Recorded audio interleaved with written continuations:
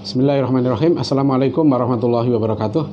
Alhamdulillahilladzi arsala rasulahu bil huda wa dinil haqq liyudhhirahu 'alad dini kullih wa kafa billahi syahida. Asyhadu an la ilaha illallah wahdahu la syarikalah wa asyhadu anna Muhammadan abduhu wa rasuluh. Allahumma shalli wa sallim ala nabiyyina Muhammad wa ala alihi wa sahbihi wa man tabi'ahum bi ihsanin ila yaumil qiyamah. Hadirin rahimakumullah, para santri pesantren At-Taqwa, para mahasiswa At-Taqwa College dan pendengar Radio Dakta Bekasi, juga Radio RDI Malang, jamaah Masjid Al-Ihsan Jaka Permai Bekasi, juga jamaah masjid-masjid yang lain yang sempat menyimak acara pada sore hari ini. Alhamdulillah kita semua bersyukur pada Allah SWT ya. Hari ini kita insya Allah akan menyelesaikan saum kita pada hari yang ke-14.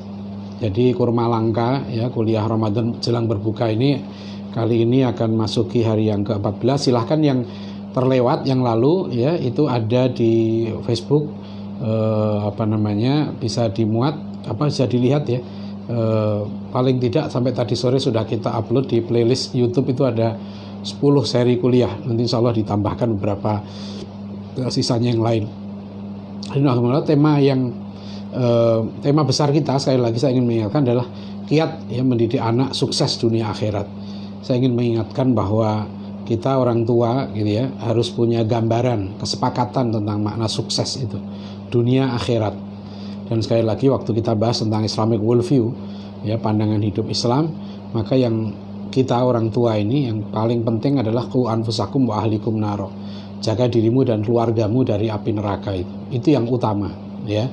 Jadi jangan kita terjebak ya dengan satu faham yang dominan di era modern sekarang ini, bahwa pendidikan itu semata-mata hanyalah menyiapkan bagaimana anak itu potensinya dikembangkan untuk bisa cari makan ya. Ya mohon maaf, kadangkala saya di berbagai kuliah, kadang-kadang wisuda sarjana juga saya sampaikan ya, kalau Anda ya kuliah tujuannya hanya untuk supaya bisa cari makan ya, maka mohon ya catat, diketahui bahwa monyet itu untuk bisa makan tidak perlu kuliah. Saya tidak mengatakan Anda sama dengan monyet, saya hanya mengatakan bahwa monyet itu untuk bisa makan tidak perlu kuliah. Karena kuliah itu sebetulnya untuk cari ilmu, apalagi universitas, university itu dari kuliah. Maknanya membentuk manusia yang sempurna, membentuk hamba Allah ya, sebagai hamba Allah yang baik ya, membentuk manusia sebagai khalifatullah fil ard. Nah, itulah yang disebut al-insan al-kulli, itu manusia yang beriman, bertakwa, berakhlak mulia, itu sesuai dengan perintah konstitusi kita pasal 31 ayat 3. Dan juga ya jelas tujuan saum kita la'allakum tattaqun. Jadi orang bertakwa itu mulia. Ini kalau kita nggak sepakat di sini gitu ya, itu kita sudah susah ya. Kita akan keliru memahami pendidikan dan keliru akan memahami makna anak sukses itu apa gitu. Ya, jadi di sini maka kalau saya katakan bahwa kita sekarang mau melanjutkan ya kajian kita tentang adab. Kita sudah adab pada Allah, adab pada Rasul, adab pada keluarga Nabi, adab pada sahabat Rasulullah, adab pada orang tua, dan sekarang kita bicara adab kepada guru. Ya, kemarin kita bicara adab pada ulama, sekarang adab pada guru. Ya, guru ini sangat penting karena di pesantren At-Taqwa ini kami pasang satu spanduk besar ya dari kitab kitab Ta'limul Muta'alim ya, karangan Syekh Azhar Nuji, bahwa Anda nggak akan meraih ilmu yang bermanfaat gitu ya kecuali dengan menghormati guru, beradab pada guru itu. Ya, jadi ini sudah maklum lah, kalau kita belajar dimanapun ya, pasti kita tahu bahwa peran guru itu sangat penting ya. Kebangkitan satu bangsa itu ditentukan kebangkitan guru ya. Makanya saya pernah mengisi seminar di satu IAIN di Kalimantan gitu ya. Waktu itu saya menyampaikan presentasi tentang di satu fakultas tarbiyah. Jadi saya sampaikan bahwa sebetulnya kita nggak usah ngomong yang macam-macam tinggi-tinggi, kita introspeksi saja ya lembaga pendidikan kita, karena lembaga pendidikan kita ini melahirkan guru. Jadi kalau kita mau ya pendidikan kita baik, ya gurunya yang harus baik. Ya, kita sudah pernah mengungkap kisah-kisah para ulama dulu, bagaimana hebatnya peran guru. Guru itu kunci. Makanya adab ya orang tua ini dalam mengarahkan anaknya untuk sukses gitu ya, untuk sukses dunia akhirat, yaitu dengan meraih ilmu yang bermanfaat, ya, seperti doa Rasulullah SAW yang diajarkan pada kita semua, Allahumma inna nas'aluka ilman nafi'an wa rizqan thayyiban wa amalan mutaqabbala. Ya Allah, berikanlah kami ini ilmu yang bermanfaat, ya, rezeki yang baik dan amal yang diterima. Dan saya ingatkan sekali lagi ya, yang sudah pernah saya bahas, bahwa ilmu nafi atau ilmu yang bermanfaat itu, ya, dalam rumusan Imam Al-Ghazali adalah satu ilmu yang semakin meningkatkan kecintaan kita kepada akhirat, ilmu yang semakin meningkatkan ketakutan kita kepada Allah. Ya, kita takut kepada Allah itu maknanya gitu ya, kita takut menyalahi perintah dan larangan Allah. Kalau ilmu itu semakin menambah rasa takut kita kepada Allah, maka berarti ilmu itu manfaat. Ilmu yang semakin memperkecil kecintaan kita kepada dunia. Ilmu yang semakin mempertajam mata hati kita, ya, untuk memahami, ya, cacat-cacat amal kita itu. Ilmu yang semakin memahamkan kita akan tipu daya setan itu. Nah, itu ilmu yang bermanfaat. Artinya semua ilmu yang semakin, ya, mendekatkan diri kita kepada Allah SWT, itu ilmu yang nafi, itu yang kita cari. Itu yang harus kita kita camkan, kita pesankan kepada anak-anak kita, bahwa tolong cari ilmu yang bermanfaat. Ya, jadi waktu saya pribadi gitu ya, mengalami, alhamdulillah, bertemu dengan guru-guru yang luar biasa sejak kecil. Ya, saya pagi itu SD, ya, siang itu madrasah diniyah. Guru saya dulu Haji Bisri itu, ya, seorang guru dari pagi sampai sore mengajar, ya, mengajar tanpa dibayar, ya, dan kita pun sekolah itu ya ya nggak bayar, bisa dikatakan begitu, sekolah Arab waktu itu. Ya, beliau itu unik juga, Mbah Haji Bisri, saya panggilnya Mbah karena masih misanan mbah saya. Ya, Mbah Haji Bisri itu yang beliau punya toko, tapi yang menjaga toko itu istrinya. Jadi suaminya ini mengajar madrasah dari pagi sampai sore. Nah, kalau pagi madrasah Islam, ya, madrasah formal gitu, kalau siang madrasah diniyah, sekolah Arab dulu. Jadi saya kalau nggak masuk sekali saja itu dimarahin tuh orang tua saya, ditegur. Jadi dulu guru itu seperti itu seriusnya. Kalau malam saya ngaji Quran, ngaji kitab itu dengan kakek dan paman saya, itu juga seorang guru yang hebat. Artinya kalau pagi ke pasar, ya, malam mengajar ngaji, itu sampai keduanya meninggal, ya itu kerjaannya. Ya, ayah saya juga seorang guru SD. Saya banyak, ya, belajar dari ayah saya juga, meskipun beliau, ya, mungkin kalau pendidikan itu setingkat D1 saja nggak, atau setingkat SMA waktu itu menjadi guru SD, tapi bacaannya Masya Allah, beliau langganan majalah Panji Masyarakat, majalah Al Muslimun. Jadi yang saya dari situ ikut membaca, ya, akhirnya mengenal Buya Hamka itu dari guru-guru ini, guru-guru yang paling dekat dengan kita. Ya, waktu SMA saya di pondok pesantren, saya ketemu dengan kiai-kiai yang hebat gitu ya, ada Kiai Sayyidun, ada Kiai Hambali. Saya mengaji Fathul Mu'in itu dengan Kiai Hambali dari pondok itu kira-kira. Jadi kalau saya sekolah kan SMA negeri 2 Bojonegoro itu, siang saya pulang gitu ya, sore itu habis asar itu saya ngaji kitab Fathul Mu'in itu. Yang ngaji itu hanya 3 orang ingat saya. Dari sekitar 100-an santri itu yang ngaji kitab itu sore, ya, karena itu sukarela. Itu jauh dari pondok gitu. Dan Pak Kiai Hambali itu sabar ngajar ngaji itu ya, 3-2 orang gitu. Jadi kiai-kiai dulu itu saya perhatikan ya, ngajar 2 orang, 3 orang, ya, ngajar 10 orang, 40 orang, 80 orang, itu sabar aja. Ya. Malah kiai saya, Kiai Sayyidun itu mudah-mudahan Allah memberikan rahmat semua ada guru-guru kami itu ya, memberikan pahala yang tidak putus-putusnya gitu. Itu beliau sangat serius gitu. Jadi kalau kami ngaji nih di pondok ini, habis sisa biasanya kami ngaji kitab Ajrumiyah, Umriti, kadang-kadang Amthilah Tasrifiyah, Takrib, kalau habis sisa itu ngaji kitab ini. Itu kalau Pak Kiai itu sangat disiplin, ya. Jadi kalau nggak bisa tasrif gitu ya, nggak, itu kita disuruh berdiri itu di depan itu, ya, berdiri sampai pelajaran selesai di masjid itu sampai selesai. Itu berdiri, nggak hafal. Jadi besoknya takut betul kita sebelum masuk pelajaran itu, pelajaran yang kemarin kita hafal benar. Begitu juga kalau disuruh baca takrib, ya, ditunjuk beberapa orang nggak bisa, Pak Kiai itu pulang, nggak mau ngajar lagi. Jadi pelajaran kemarin aja belum dikuasai, ngapain dilanjutkan lagi.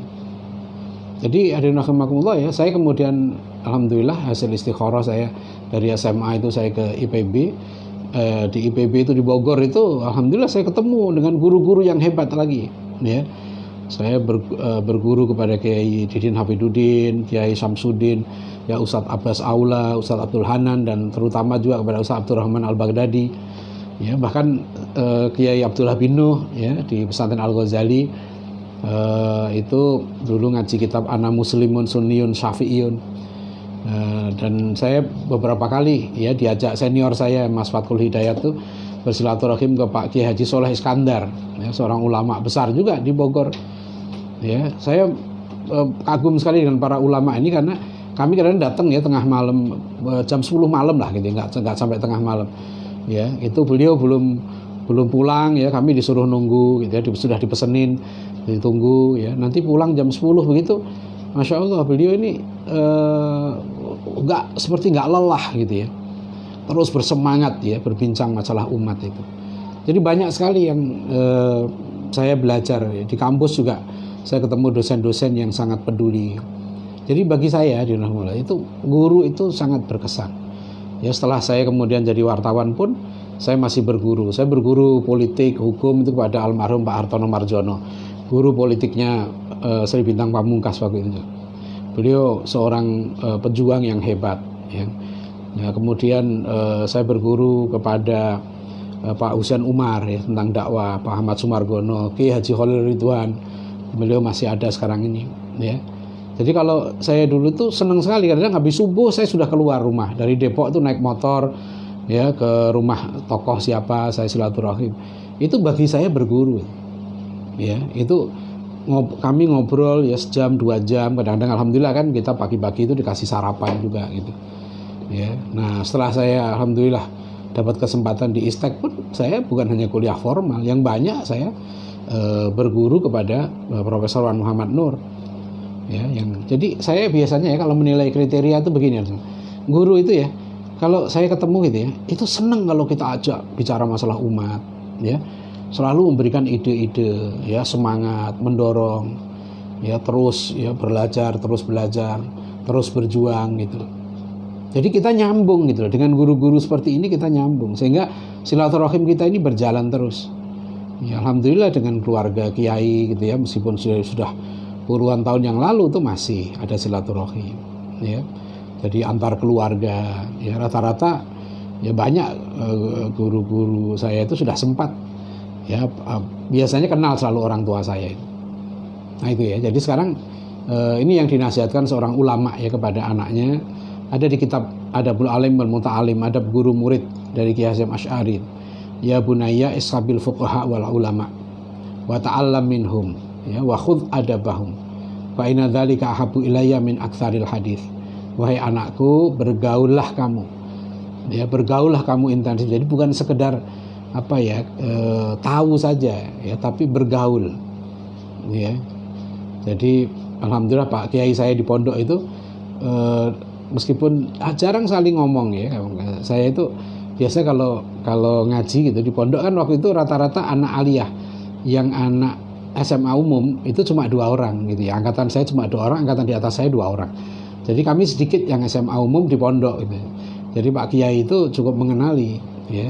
Dan alhamdulillah ya kami yang dari sekolah umum waktu itu juga kita bersemangat ya, nggak mau kalah sama anak aliyah gitu. Kalau baca kitab ya kita bersungguh-sungguh ya. Saya kalau waktu mondok itu pertama kali saya lemah kan nahwu itu, saya lemah nahwu sorof, maka saya cari mana nih kamar pondok yang ada santri senior yang pemahaman nahwunya sudah bagus gitu. Nah saya pindah kamar ngikutin dia gitu. Dan kemudian saya ikutin saja kemana dia ngaji ini, saya ikut meskipun saya belum bisa gitu ya. Saya anggap dia ini guru saya. Dan jadi itu ya, jadi guru ini itu sangat penting ya, apa namanya. Maka di pondok ini pun kalau apa namanya, naudzubillah kalau santri sampai misalnya membuli guru itu sudah itu kami tetapkan sebagai pelanggaran berat. Ya, kalau sudah tidak beradab sama guru ya. Kalau anak itu lemah di sekalinya, lemah membaca, menghafal gitu ya, itu lemah, itu masih bisa kita tolerir. Tapi kalau sudah tidak beradab sama guru, ya, membuli guru, meskipun di belakang layar, ya, kadang-kala. Jadi cuma guyonan antar santri di ketahuan di grup mereka, WA mereka gitu ya, ketahuan mereka melecehkan guru gitu, itu kita berikan peringatan keras. Karena itu pintu untuk merusak ya ilmu, ya. Itu pintu setan itu untuk merusak ilmu, karena ilmu itu akan tidak bermanfaat di situ. Ya, jadi kita harus tanamkan betul ya. Makanya kalau dulu kan orang tua itu sekalian ya, itu sabar ya kalau menghadapi guru. Lihat kan di Ta'lim Mutalim pernah saya ungkap kisah Harun al-Rasyid, bagaimana hormatnya sama gurunya, sama guru anaknya, sampai dia suruh anaknya itu nyuci kaki gurunya itu. Ya, dan guru, kenapa kamu nggak suruh anakku nyuci kaki kamu? Itu kepala negara sampai seperti itu. Ya, tapi sekali lagi lihat juga kualitas guru, makanya milih guru jangan sembarangan. Ya, saya terus terang gitu ya, kalau pendidikan bagi saya gitu, itu saya lebih percaya guru. Dan dimanapun juga begitu misalnya. Ya. Dulu kenapa orang ya berbondong-bondong pergi ke Chicago belajar Islamic Studies, ya kan, termasuk guru saya Profesor, karena ada Fazlur Rahman. Semuanya sama, bahkan beliau juga mengkritik pendapat Fazlur Rahman. Tapi Profesor Rahman itu masih menghormati Fazlur Rahman. Ya, padahal kritik beliau tentang hermeneutika itu sangat tajam, ya, sangat kritis. Ya. Saya baru baca tadi ya sekilas riwayat hidupnya Imam Syafi'i, saya baca sepenggal sikap Imam Syafi'i terhadap gurunya, yaitu Imam Malik. Ya, beliau ini tentu ya, Imam Malik ini ulama besar, bahkan pujian Imam Syafi'i pada Imam Malik itu luar biasa. Ya, ibaratnya nggak ada ulama yang lebih hebat dari Imam Malik. Tapi satu ketika Imam Syafi'i itu dihadapkan pada dilema. Ya, ketika Imam Malik sudah wafat gitu kan, di Andalusia itu Imam Malik itu sangat diagungkan. Sampai ada di buku yang Manaqib Imam Syafi'i yang ditulis oleh Fakhruddin Ar-Razi, itu dikisahkan di Andalusia itu sampai ada pecinya Imam Malik gitu ya, itu dijadikan untuk tawasul gitu ya, berdoa gitu. Ya, itu Imam Syafi'i sudah melihat itu berlebih. Jadi orang sudah memuja Imam Malik ini berbahaya, berlebihan ya. Nah, Imam Syafi'i ingin menyadarkan bahwa Imam Malik itu juga manusia gitu loh. Jangan berlebihan memuja, jangan dipuja berlebihan. Ya, sampai ada yang lebih mengunggulkan pendapat Imam Malik daripada, jadi kalau dikatakan Rasulullah mengatakan begini, Imam Malik mengatakan begini. Nah, Imam Syafi'i melihat itu sudah berlebihan. Apa yang dilakukan Imam Syafi'i ya sekalian? Di bukunya Fakhruddin Ar-Razi itu tadi saya baca, Imam Syafi'i itu 1 tahun istikharah untuk mengkritik gurunya itu. Dan akhirnya memang baru Imam Syafi'i mengkritik Imam Malik, ya, menunjukkan dengan maksud Imam Malik itu juga manusia biasa yang bisa salah, gitu loh. Jadi pernah kami waktu itu kami sedang ke KSIS ya, ada rombongan dari pesantren Darul Lughah wa Dakwah itu. Waktu saya sedang riset penelitian di KSIS tahun 2014, KSIS UTM Kuala Lumpur, itu banyak Habib-Habib yang datang itu bertanya kepada Profesor Zaini Uthman, salah satu murid Profesor Naqib Alatas yang terkemuka juga. Beliau, ada seorang Habib yang bertanya, ini kenapa sih kok murid-murid Prof Alatas ini kok pendapatnya sama, apa nggak ada yang bisa dikritik dari Prof Alatas ini? Prof Zaini itu menjawab, menurut saya sangat bijak jawabannya. Ya, untuk apa itu kami sampaikan? Sedangkan kami sekarang ini yang urgent, yang fokus adalah ada pendapat Prof Alatas yang sangat penting. Dan itu merupakan analisis terhadap masalah umat yang sangat mendasar dan solusinya gitu. Ya. Jadi saya sering dapat cerita tentang Prof Naqib Alatas itu dari Profesor Muhammad Nur. Karena beliau lah yang 30 tahun ya menemani Prof Alatas ini. Ya, 30 tahun, bayangkan, bukan masa yang pendek. Dalam suka dan duka ya. Profesor Wan bercerita bagaimana kadangkala Prof Alatas itu marah sekali sama saya dibentak-bentak gitu. Tapi besoknya beliau telepon saya dan minta maaf gitu.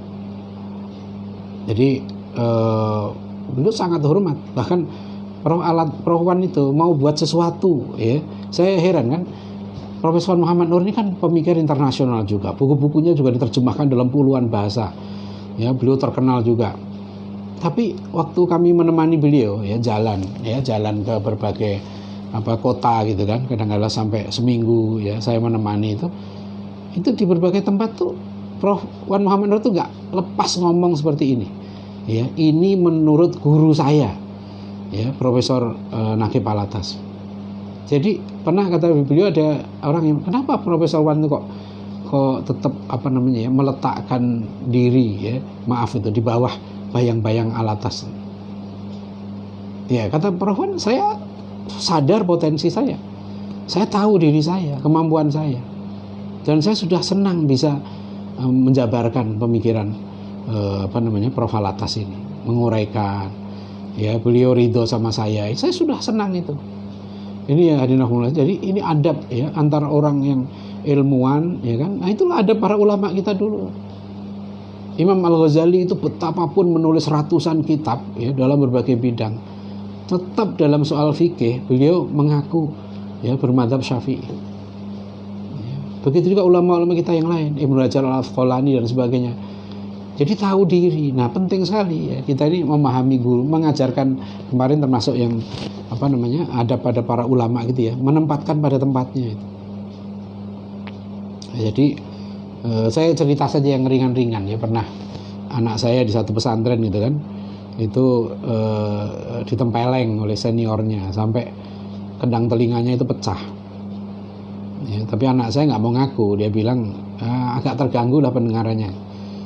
Nah, ketika kami bawa ke rumah sakit, betul ternyata malah rumah sakit itu dokter THT-nya bilang kendang telinganya bolong katanya. Nah, kami akhirnya bawa lagi ke Jakarta ya, ke periksa ke seorang dokter THT yang saya kenal. Alhamdulillah setelah dicek juga benar kendang telinganya robek.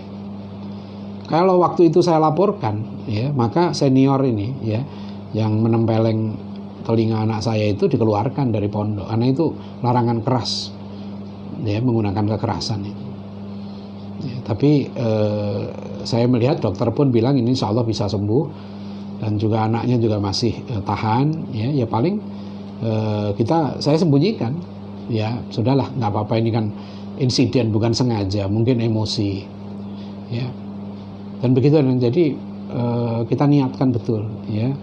Jadi pernah juga anak saya itu waktu nyantri di pesantren, satu pesantren tahfidz gitu ya, itu juga begitu, dia teman-temannya itu nyalahkan gurunya karena gurunya masih muda ya. Kita nggak mudah begitu saja, kita ingatkan ya, kamu tetap harus hormati guru, sabar gitu, sabar itu penting sekali. Jadi tolong ingatkan anak-anak kita semua gitu ya, sabar. Jadi kadang-kadang banyak ya murid santri itu yang nggak sabar dengan gurunya nggak enak, gurunya ini, gurunya begini, apalagi waduh masya Allah ya, astagfirullah ya, kita melihat banyak sekali kan kejadian-kejadian di yang kita lihat di YouTube tuh kan, ada guru yang ditempeleng sampai mati ya, ada guru yang dihina-hina, ditunjuk-tunjuk, dicemooh, ada yang sampai di pesantren kita lihat ya di Riau itu yang kiainya dimaki-maki wali muridnya ya, masya Allah, astagfirullahaladzim gitu ya.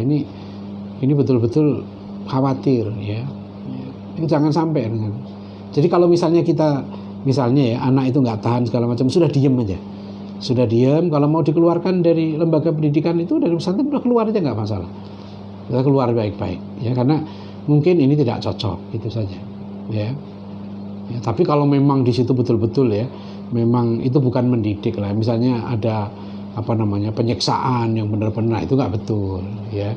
Dan itu makanya kan sebelum adab ya, para Imam Nawawi menulis kitab Adabul Alim wal Muta'alim, sama judulnya dengan kitabnya Ki Hasyim Asy'ari kan, Adabul Alim wal Muta'alim.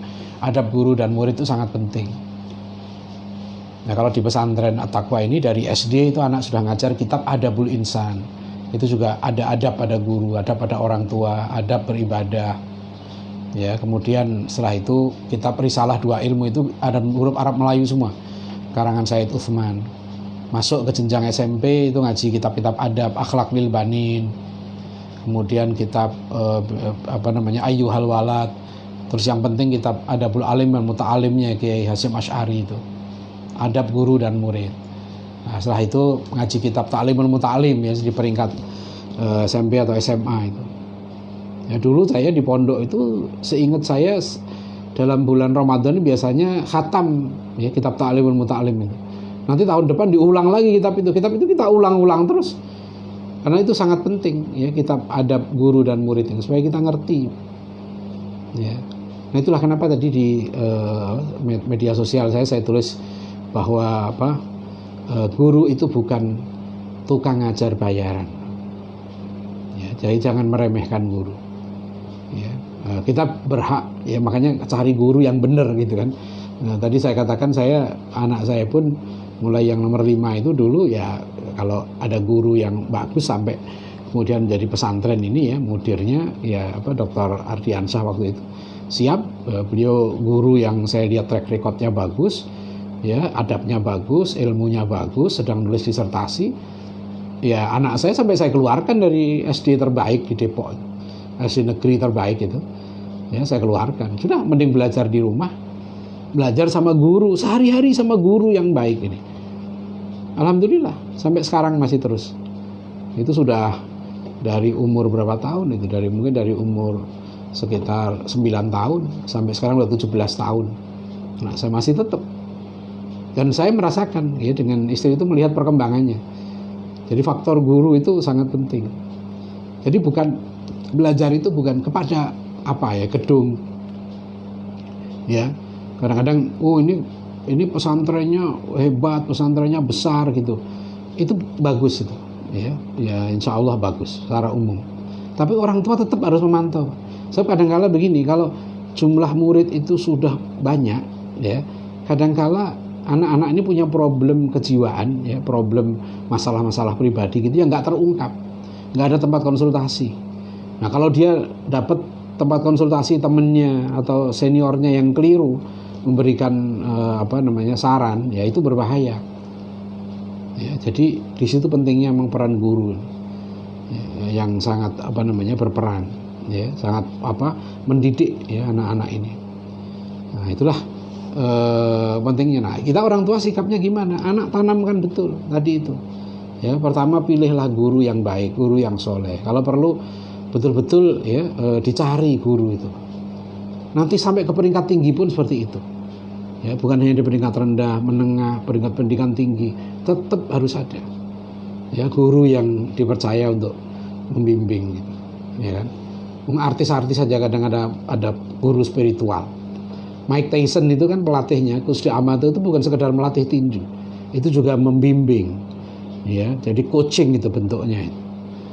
Nah, insya Allah gitu ya dalam proses perkaderan ulama, ya, saya baca kisahnya Buya Hamka, Muhammad Natsir dan para ulama kita yang lain itu kalau berguru itu memang seperti sohbah, seperti coaching, ya, coaching itu maksudnya dia intensif gitu ketemunya ini, ya, itu sebab guru harus tahu apa masalah yang dihadapi anak-anak dan itu sangat berpengaruh. Bahkan bukan hanya yang baik ya, yang orang yang kemudian pemikirannya salah ya, itu pun saya baca riwayat hidupnya karena berguru pada orang yang salah. Ada seorang profesor terkenal sudah meninggal ya, di sini yang di Indonesia ini gitu. Beliau terkesan sekali bagaimana tidak gitu waktu kuliah di McGill itu baru datang di McGill Profesor Wilfred Canwell Smith itu direktur Islamic Studies-nya McGill. Dia seorang pendeta yang juga pakar Islamic Studies and Comparative Religion gitu ya. Dia menulis buku The Meaning and End of Religion. Profesor Wilfred Canwell Smith ini yang mendirikan Islamic Studies di McGill yang pengaruhnya sangat besar sekarang. Coba bayangkan, seorang mahasiswa kita mengambil master di McGill waktu itu tahun 60-an. Itu Wilfred Canwell Smith yang menjemput mahasiswa kita itu di bandara. Bagaimana mahasiswa kita itu tidak terkesan ya dengan kebaikan hatinya itu pepatah Arab ya mengatakan itu ya ahsin alan nas tasta'bid qulubahum ya berbuatlah baik kamu pada manusia, kamu akan menawan hatinya. Itu jadi jangan heran ya kalau pernah saya ungkap juga kan kata-kata mutiara dari Raymond Lull atau Peter the Venerable, seorang misionaris legendaris kepada umat Islam. Dia mengatakan, I come to meet the Muslim not with arms but with words, ya, not by force but by reason, and not in hatred but in love. Ya, aku akan mendatangi orang Islam bukan dengan not by arm but by word, bukan dengan senjata tapi dengan kata-kata, bukan dengan kekerasan ya, tapi dengan logika, dan bukan dengan kebencian tapi dengan kasih sayang. Nah itu ya. Nah makanya mohon ya anak-anak kita semua itu betul-betul di era sekarang diajari Pak, adab kepada guru ya, adab memilih guru yang baik, adab belajar, sikap pada guru ya, selalu mendoakan guru ya, terus ya berbuat baik pada guru ya. Kalau ada yang nggak berkenan pada guru, dan pasti ada ya, nggak ada guru sekaliber Imam Syafi'i saja ya, guru kalibernya Imam Malik itu ada kelemahan ya. Nah itu yang kita harus sadari gitu ya, bahwa guru ini. Nah Bapak-Ibu sekalian ya, terakhir ini saya ingin memutarkan ya satu puisi ya, ini puisi adab murid kepada guru gitu, yang dibaca oleh anak saya, anak nomor 7 saya, Asad Hadori, nomor 8 tahun gitu ya.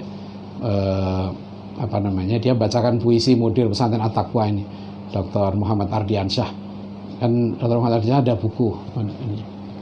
buku ini, adab murid dan guru ya, untaian syair baru, ini bukunya ini, lihat nggak? Adab syair. Nah, ini nih ada puisi dari Asad Hadori yang dibaca ya, silakan sebagai penutup mungkin bagus untuk kita dengar. Tanpa sabar bisa bubar, oleh Ustadz Ardiansyah. Guru itu pelanjut para anbiya, tugasnya sangat berat, luar biasa. Menjalani tugas membimbing manusia meraih ridho Allah yang Maha Esa. Tugas yang diberi mari dikerjakan, janganlah itu dianggap jadi beban. Jika rela hati saat ditunaikan, tugas berat pun akan terasa ringan. Guru itu juga manusia biasa, meski sabar kadang bisa marah juga. Bersabarlah ketika dimarahinya, jangan berhenti berguru kepadanya.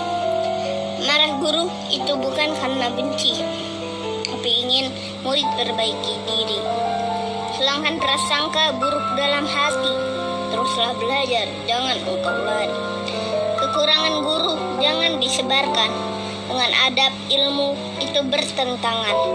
Manusia pasti punya kekurangan dan jauh dari sifat kesempurnaan. Seorang beradab akan bijaksana, yang diingat bukanlah aib gurunya. Jasa guru itu banyak tak terkira, juga tak terbalas hingga akhir masa. Oleh Asad Hadari.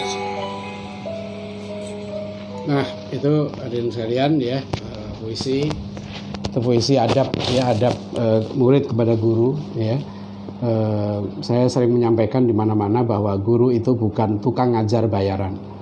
Jadi makanya saya tidak sependapat kalau ada istilah guru tidak tetap ya. Guru tetap guru, tidak ada guru tidak tetap ya. Dan orang yang jadi guru harus yakin bahwa jadi guru itu mulia, jadi guru itu pejuang, menjadi guru itu mujahid ya. Makanya kalau kita guru gitu ya, jangan berharap uang ya. Guru itu kita butuh uang sebagai guru, kita hidup butuh uang, tapi jangan mengajar karena uang.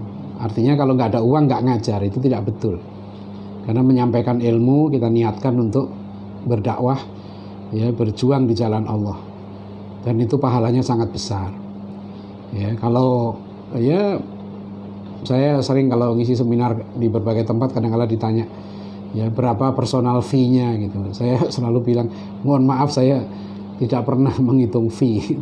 Saya tidak pernah begitu ya, tugas saya menyampaikan apa yang saya yakini sebagai satu kebenaran. Sebab ini kunci kebangkitan umat kita ya, kunci kebaikan anak kita semua. anak kita harus berada pada guru, ikhlas mencari ilmu. Makanya cari guru yang baik ya, untuk bisa mendidik ya anak-anak ini dengan baik. Karena harus dua-duanya ikhlas, gurunya ikhlas, muridnya ikhlas. Sering di berbagai sekolah saya sampaikan, guru itu pejuang ya, bukan tukang ngajar bayaran. Karena kalau dia pekerjaan dia anggap tukang ngajar, itu seperti rutinitas ya, dia nggak ngajar kalau nggak dibayar, niatnya untuk itu, akhirnya dia mengajar tanpa jiwa. Nah itu rugi kita, rugi, karena menjadi guru ini sangat sangat mulia. Alhamdulillah ya, kami punya TK At-Taqwa itu sudah 20 tahun ya, dari tahun 2000 TK itu berdiri sampai sekarang itu masih ada guru TK itu ya, sudah 20 tahun ya mengajar itu ya. Mungkin 20 tahun itu saya nggak tahu berapa gajinya sampai sekarang ini, saya kira nggak sampai, hanya sekitar 1,5, itu sudah 20 tahun.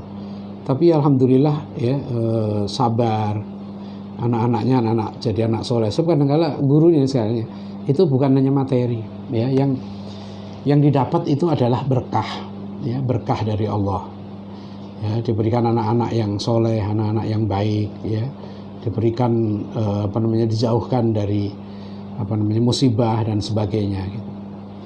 Jadi inilah ya kunci pendidikan itu akan sukses kalau ada ya pemahaman yang sama, niat yang ikhlas yang sama, kesungguhan yang sama antara guru, orang tua dan murid itu ya, dan guru guru, wali santri dan santri itu harus sama ya. Kadang-kala gurunya ikhlas, wali santrinya ikhlas, santrinya nggak cocok gitu ya, nggak ikhlas, nggak jadi ya.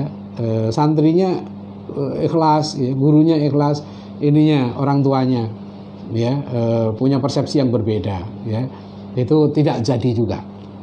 Nah, jadi harus tiga-tiganya ini ada kesamaan ya. Nah, tapi sekali lagi ya, sebagai orang tua ya, tugas kita adalah qu anfusakum wa ahlikum naro ya, supaya anak kita mendapatkan ilmu yang bermanfaat. Dan ilmu yang bermanfaat itu kuncinya adalah beradab kepada guru ya. Baik, demikian saja ya, saya kira ini bukan materi baru, sekedar untuk ngecas kita semua ya, mengingatkan kita semua akan pentingnya ya kehadiran para guru yang baik. Yang kata Pak Natsir ya, kemajuan suatu bangsa ditentukan oleh sekelompok guru yang ikhlas berbuat untuk bangsanya. Ya, demikian, billahi taufik walhidayah. Assalamualaikum warahmatullahi wabarakatuh.